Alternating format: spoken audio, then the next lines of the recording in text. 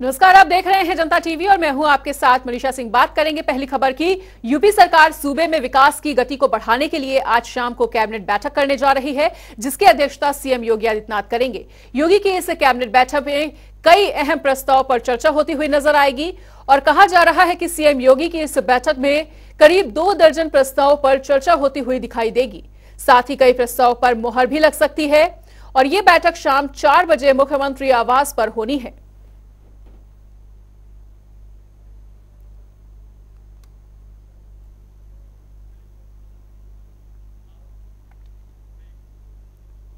विश्व हिंदू तख्त के प्रमुख एवं ब्राह्मण महापंचायत के राष्ट्रीय अध्यक्ष वीरेश शांडिल्य लखनऊ पहुंचे और इस दौरान उन्होंने प्रदेश के उप मुख्यमंत्री ब्रजेश पाठक से मुलाकात की। वहीं उप मुख्यमंत्री ने वीरेश शांडिल्य का फूलों का गुलदस्ता देकर उनका स्वागत किया और बताना चाहेंगे कि इस भेंट के दौरान दोनों के ही बीच कई प्रमुख मुद्दों पर चर्चा भी हुई।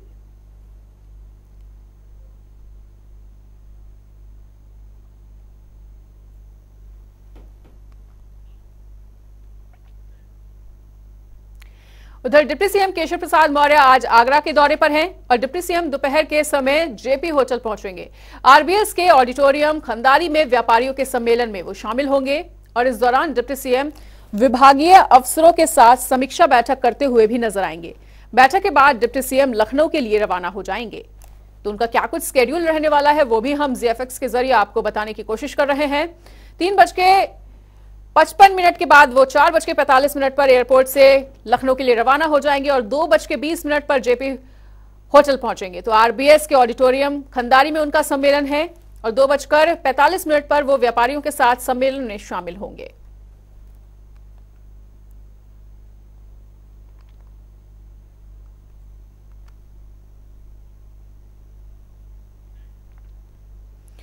केंद्रीय मंत्री स्मृति ईरानी के रायबरेली दौरे का आज दूसरा दिन है और इस दौरान स्मृति ईरानी ऊंचोहार विधानसभा का भ्रमण करेंगी और लोगों की समस्याओं को भी सुनेंगी।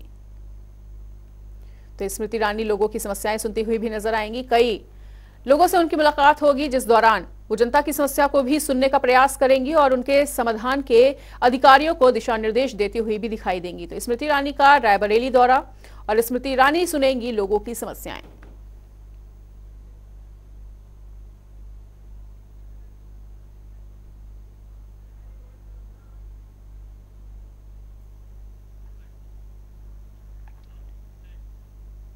2024 लोकसभा चुनाव को लेकर समाजवादी पार्टी लगातार अपने कार्यक्रमों के जरिए समाज के बीच अपने पैर मजबूत करने की कोशिश में लगी हुई है और इसी क्रम में लखीमपुर जिले के देवकली में आयोजित सपा के 2 दिवसीय प्रशिक्षण शिविर में अखिलेश यादव पहुंचेंगे। इस प्रशिक्षण शिविर का आयोजन सोमवार से होने जा रहा है और आज अखिलेश यादव शिविर का समापन करेंगे। प्रशिक्षण शिविर की शुरुआत लखीमपुर खीरी से हो रही है और अब इन शिविरों का आयोजन प्रदेश की सभी 80 लोकसभा क्षेत्रों में किया जाएगा।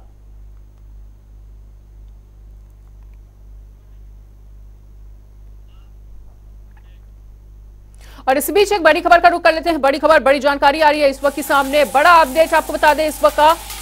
कल लखनऊ में अखिलेश से केजरीवाल की मुलाकात होगी और दिल्ली सीएम और अखिलेश यादव की कल मुलाकात होगी। इस वक्त की बड़ी खबर, बड़ी जानकारी बता रहे हैं। अखिलेश यादव से समर्थन मांगते हुए नजर आएंगे केजरीवाल और केंद्र सरकार के अध्यादेश के खिलाफ ये समर्थन मांगा जाएगा। तो कल लखनऊ में अखिलेश यादव से सीएम केजरीवाल की मुलाकात होती हुई नजर आएगी। दिल्ली सीएम केजरीवाल की मुलाकात होगी कल सपा प्रमुख अखिलेश यादव से और अखिलेश यादव से समर्थन मांगते हुए नजर आएंगे सीएम केजरीवाल। केंद्र सरकार के अध्यादेश के खिलाफ ये समर्थन मांगा जाएगा और कल ये मुलाकात होगी। तो कल दिल्ली के सीएम और सपा प्रमुख अखिलेश यादव की मुलाकात होनी है और अखिलेश यादव से सीएम केजरीवाल केंद्र सरकार के अध्यादेश के खिलाफ समर्थन मांगेंगे और कल लखनऊ में अखिलेश से मुलाकात होगी दिल्ली के सीएम अरविंद केजरीवाल की। तो दिल्ली के सीएम अरविंद केजरीवाल और सपा प्रमुख अखिलेश यादव की कल मुलाकात होती हुई दिखाई देगी और आपको बताना चाहेंगे कि केंद्र सरकार के अध्यादेश के खिलाफ वो समर्थन मांगते हुए नजर आएंगे। इस बीच एक और बड़ी खबर आ रही है सामने। बड़ी खबर, बड़ी जानकारी का रुख कर लेते हैं। इस वक्त का एक और बड़ा अपडेट बताने जा रहे हैं। ओडिशा के बालासोर में ट्रेन हादसे के मामले से जुड़ा हुआ बड़ा अपडेट आपको बता रहे हैं। रेलवे प्रशासन पूरी तरह से अलर्ट मोड पर है प्रारंभिक जांच में सिग्नल की लापरवाही के संकेत सामने आए हैं। रेलवे ने अपने जोनल मुख्यालयों को आदेश भी दिए हैं और सिग्नल की चेकिंग के लिए आदेश दिए गए हैं।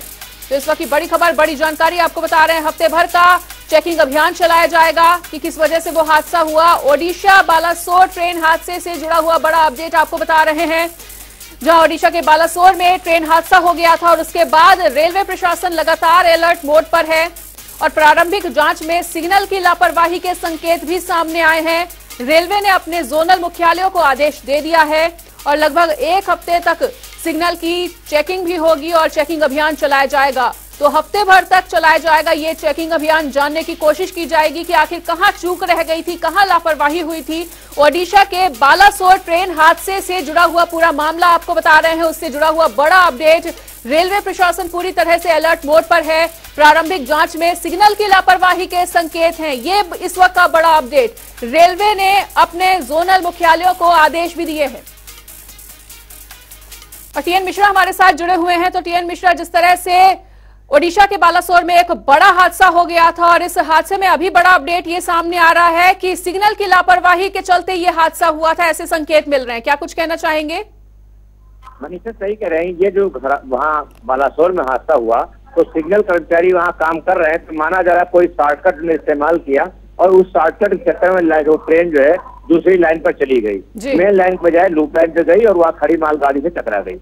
तो अब रेलवे बोर्ड ऐसा है कि पूरे देश में ऐसा चेक किया जाए, जो 7,000 स्टेशन है तो इनके जो है इंटरलॉकिंग सिस्टम जो चल रहा है तो उसको लेकर के रेलवे बोर्ड ने सारे जो है डिवीजन से और जोनल रेलवे से कहा है कि एक एक सिग्नल की पॉइंट की जांच कराएं, कहीं भी कोई कमी न हो और जितने भी इंटरलॉकिंग सिस्टम देखे जाए, रिले रूम देखे जाए, टाटा लॉकिंग सिस्टम देखा जाए, एसएमएस अलर्ट सिस्टम चेक किया जाए। तो 100% जितने सिग्नल पॉइंट 7,000 स्टेशनों के हैं उनको सबको चेक किया जाना चाहिए। इसके अलावा 10% सीनियर अधिकारी रेलवे जो हैं वो सिग्नलों की संख्या 10% 700 स्टेशनों पर सीनियर रेलवे अधिकारी खुद जाएंगे और वो देखेंगे कि वहाँ किस तरह चेकिंग की गई है और खामी क्या है। तो अभी तक क्या है, कई जगहों पर होता है कि जो है कर्मचारी शॉर्टकट रास्ता निकाल करके ट्रेन को पास करा देते हैं और उसके बाद इसी शॉर्टकट के चक्कर में बालासोर का हादसा हुआ। लखनऊ में 27 जनवरी को राज्य रानी एक्सप्रेस जो है नॉर्थ ईस्टर्न रेलवे में जानी थी और वो ऐसे ही नार्दर्न रेलवे की साइड में चली गई थी, जिसमें फिर इसको 5 घंटे बैक करके लाने के बाद 5 घंटे बाद ट्रेन को वापस रवाना किया गया। अभी 1 अप्रैल को जो है नीलांचल एक्सप्रेस है वो साउथ लाइन के बजाय नॉर्थ लाइन पे चली गई थी, जिसका ड्राइवर ने कंट्रोल को रिपोर्ट किया कि हमारी ट्रेन गलत लाइन पे चली गई, लेकिन कोई हादसा नहीं हुआ और ट्रेन चली गई। लोग इस मामले को दबा दिया गया। तो जो ये मामले दबाए जाते हैं उसका कभी कभी इतना बड़ा खामियाजा बालासोर जैसा सामने आता है। तो ये जो शॉर्टकट का सिस्टम नीचे कर्मचारी लगा रहे हैं, इसको दूर करने के रेलवे ने सारा जो है सिग्नलिंग सिस्टम चेक करने के निर्देश दिए हैं। जी मनीषा, बिल्कुल। अगर टीएन मिश्रा, इसको विस्तार से जानने की अगर कोशिश की जाए तो क्या निकलकर सामने आता है कि किस तरह का सिग्नल नहीं मिल पाया था जो इतना बड़ा हादसा घटित हो गया और अब किस दिशा में ये पूरा मामला आगे बढ़ता हुआ? रेलवे प्रशासन फिलहाल पूरी तरह से अलर्ट मोड में नजर आ रहा है और अब लगभग हफ्ते भर तक जांच अभियान भी चलाया जाएगा। जी मनीषा, सही है। देखिए, जो कर्मचारी सिग्नल ठीक करने का काम कर रहे थे वहाँ पे बालासोर में, और जो सिग्नल काम कर रहे थे जब उन्होंने इसको जोड़ा तो गलत लाइन पर ट्रेन उनको केबल जुड़ गई। तो गलत केबल जुड़ जाने की वजह से जो ट्रेन दूसरी लाइन पे जाने की सिग्नल मिला उसको मेन लाइन का, और लेकिन पॉइंट जो बन गया, जो लाइन की पटरी होती है जहाँ से ट्रेन डाइवर्ट होती है, तो वो ट्रेन जो है मुड़ गई जो है लूप लाइन पे, और लूप लाइन पर ऑलरेडी मालगाड़ी खड़ी थी जिससे वो जाके टकरा गई। तो और उसके बाद तीसरी ट्रेन उससे टकरा गई। तो ये ट्रिपल जो एक्सीडेंट हुआ है इसके पीछे सिर्फ कर्मचारियों की लापरवाही है। और हर बार क्या होता है, अभी लखनऊ में जो मैं आपको 27 जनवरी का मामला बता रहा था, तो 5 कर्मचारी उसमें दोषी ठहराए गए। 5 में से क्या 2 कर्मचारी कोई यूनियन के नेता निकल आए, अब दोबारा जांच कर रहे हैं या अभी 2 कर्मचारियों को हटा करके दूसरे में देखेंगे। तो ये जो अधिकारी करते हैं मनमानापन, इसका कहीं न कहीं दूरगामी दुष्परिणाम होता है और जिसका खामियाजा रेल यात्रियों को भुगतना पड़ता है। जी मनीषा, बिल्कुल। टीएन मिश्रा, तो आपने जिस तरह से ये बताया कि कभी कभी रेलवे कर्मचारियों की लापरवाही की वजह से इस तरह के हादसे हो जाते हैं, लेकिन सूत्रों के हवाले से ये भी खबर है कि रेलवे कर्मचारियों का भी कहना है कि उनको कभी कभी उचित और उपयुक्त संसाधन नहीं दिए जाते, जिसकी वजह से इस तरह की लापरवाही हो जाती है और इस तरह के हादसे हो जाते हैं। ये सही कह रही है। देखिए, है क्या, कर्मचारियों की संख्या रेलवे में कम है, तो गैंग में जो पटरियां मेंटेन करने वाले कर्मचारी करीब 2 लाख कर्मचारियों की अभी भी कमी बनी हुई है। जो सिग्नल मेंटेनेंस है वो लगातार मांग कर रहे हैं कि हमें टेक्निकल कर्मचारी माना जाए और हमें ट्रेनिंग ऐसी दी जाए ये नई नई तकनीक आ गई है। अभी क्या चाइनीज तकनीक मान लिया सिग्नल सिस्टम में आ गई है, तो अभी खराबी बचाने के लिए कंपनी क्या करती है, अपने आदमियों को रेल कर्मचारी साथ लगा देती है कि हमारी घटनाएं कम खराबी दिखाई जाए, तो दोनों मिली भगत करके काम करा लेते हैं। तो इस सिस्टम को दूर करने के लिए रेलवे ने कहा सारे सिस्टम हम चेक कराएंगे और पूरे देश भर के हर स्टेशन का जो है इंटरलॉकिंग सिस्टम चेक किया जाएगा। जी मनीषा। ठीक है टीएन मिश्रा, तो इस तमाम जानकारी के लिए और हमारे साथ जुड़ने के लिए आपका बहुत बहुत शुक्रिया। वहीं अलीगढ़ में सपा के पार्षदों ने ओडिशा रेल हादसे में जान गंवाने वाले लोगों के लिए कैंडल मार्च निकालकर उन्हें श्रद्धांजलि दी है और इसके साथ ही उन्होंने सरकार से मृतकों के परिजनों को मुआवजा दिलाने की भी मांग की है। वहीं अलीगढ़ की समाजवादी पार्टी से पार्षद मंजू बघेल ने सरकार पर तंज कसते हुए कहा है कि ऐसी घटनाओं से सरकार की खामियां सामने आती हैं। साथ ही इस रेल दुर्घटना में मृतकों के परिजनों और घायल लोगों को मुआवजा देने की उन्होंने मांग रखी है। साथ ही उन्होंने क्या कुछ कहा वो भी सुनिए।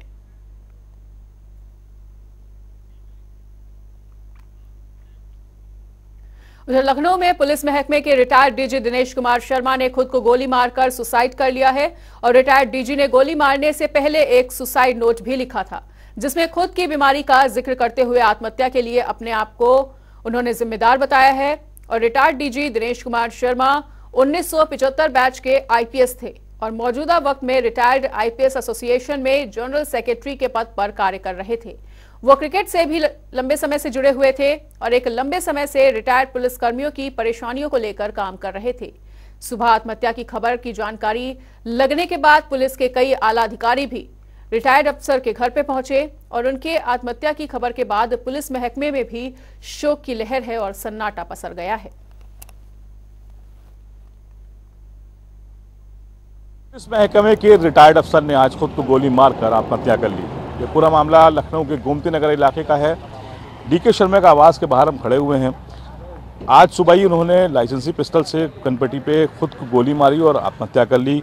उनके घर कमरे से एक सुसाइड नोट भी मिला है जिसमें कहा गया है कि वो डिप्रेशन का शिकार थे। लेकिन कई अफसर अभी यहाँ पर उनके घर आए थे, उनको सांत्वना देने आए थे। उनके परिवार को उनका कहना है कि डीके शर्मा काफ़ी जिंदा दिल इंसान थे और वो रिटायर्ड आईपीएस एसोसिएशन के जनरल सेक्रेटरी थे और उसके अलावा खेलकूद में भी वो काफ़ी बढ़ चढ़ कर हिस्सा लेते थे और जिंदा दिली की उनकी कई मिसालें भी दी जाती हैं कि वो कई अधिकारियों के साथ बड़ा उस तरह से रहते थे जिसमें अधिकारी उनके साथ काफ़ी प्रसन्न मुद्रा में रहते थे। और ख़ास बात ये भी है कि वो ऐसे जो लोग हैं वो सुसाइड कर रहे हैं, इसको लेकर भी काफ़ी आज चर्चा का विषय बना हुआ है कि जब इस तरह के अफसर सुसाइड करने की ज़रूरत क्यों पड़ रही है फ़िलहाल। और उनके पास जो सुसाइड नोट मिला है उसमें डिप्रेशन की बात की गई है और उनको किस तरह का डिप्रेशन था फिलहाल अभी ना तो परिवार के लोग इस पर कुछ कह रहे हैं और ना पुलिस के अधिकारी इस पर कुछ बयान देने की बात कर रहे हैं। लेकिन ये कहा जा रहा है कि पुलिस महकमे को एक बड़ा नुकसान हुआ है आज, क्योंकि एक ऐसे अफसर जो रिटायर्ड पुलिस अफसरों के लिए, जो आईपीएस अफसरों की एसोसिएशन है उसके लिए लगातार काम कर रहे थे। 1975 बैच के आईपीएस थे, 2010 में रिटायर हुए। आखिरी पोस्टिंग आवास निगम में थी, पुलिस आवास निगम से ये डीजी के पद पर रिटायर हुए। उसके बाद से ये एसोसिएशन के लिए काम कर रहे थे, जो रिटायर्ड पुलिस अफसर हैं उनके लिए काम कर रहे थे। और आज जिस तरह की घटना हुई है उससे पुलिस महकमे को एक भारी क्षति हुई है। कैमरा पर्सन रियाज के साथ तखर किदवई, जनता टीवी लखनऊ। क्योंकि ये सुसाइड नोट दिया है जो पुलिस के पास है, पुलिस डिसाइड कर पता करेगी क्या कैसे हुआ है। लेकिन बहुत ही जिंदा दिल आदमी थे और थोड़ा आईडी नीचे कर लिया। मतलब इस तरह का मर्द और जिंदा दिल आदमी बड़ा रेयर होता है। बहुत सारे महत्वपूर्ण पदों पर रहे, मुझे भी उनके साथ रहने का सौभाग्य मिला है।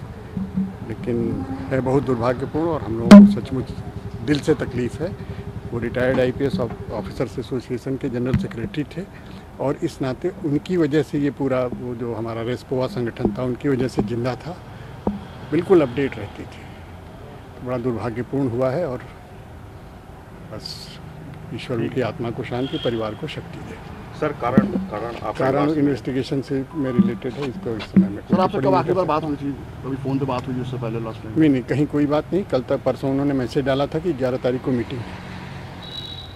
क्रिकेट के भी सर बड़े प्रेमी थे सर। वो बहुत जिंदा दिल आदमी थे, खिलाड़ी थे, कहते हैं लीडर थे, ही वॉज एवरीथिंग। एक कहते हैं आइडियल पुलिस ऑफिसर, जितने जो उसके जिंदा दिली होनी चाहिए थी वो थी। पुलिस विभाग के लिए सर कितनी बड़ी क्षति है पुलिस विभाग की? विभाग से ज़्यादा जो हम लोगों के आईपीएस के एसोसिएशन से रिटायर्ड ऑफिसर्स के लिए, उसके लिए तो वज्राघात है। क्योंकि अगर वो एसोसिएशन जिंदा थी, महीने में हर महीने में एक बार मीटिंग होती थी, बाकी सारे ऑफिसर्स इकट्ठा होते थे, वो उस पूरे सिस्टम की रीढ़ थे। मैं तो यही कहूँगा कि रिटायर्ड IPS ऑफिसर्स एसोसिएशन की रीढ़ की हड्डी टूट गई आज। Thank you sir.